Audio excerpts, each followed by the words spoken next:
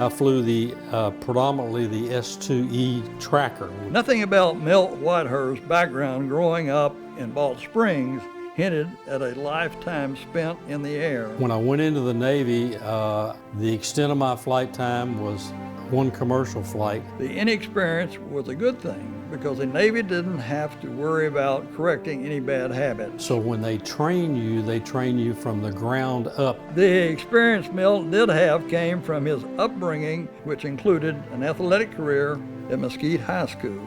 That career began his freshman year when an old football coach named Ralph Poteet saw him running bleachers during a practice. So I went out every day and I run up and down the stands to exercise. And one day Ralph Poteet came by and pointed to me and said, "I want to talk to you after practice. I want you to suit up Monday and I want to put you on the kickoff team." So as a freshman, I was on every kickoff team just about. Milt also played baseball, but his best sport was track. He won district in the quarter-mile run. I remember him breaking records in junior high and at senior high for a short period of time. I think he held a record at 440. I wore this jacket more than he did.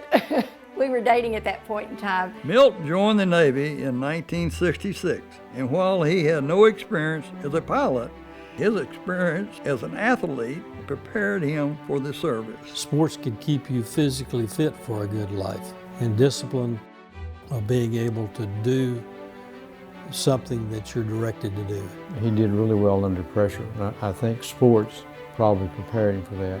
The more pressure he had, the better he got. That's why we do this as coaches. We do this to train up kids so that they can be productive adults. You learn to work with your group, with your team. During the Vietnam War, Milt flew his missions from aircraft carriers. So what we did is radar surveillance, and when the PT boats started to come out, we advised the ships, and the ships shot the PT boats. That's amazing. I was not carrier based. Okay, I did it during the training command, and that was exciting. And I've got the greatest admiration for anybody that flew those things. But I'm what's called a centurion aboard the USS Hornet.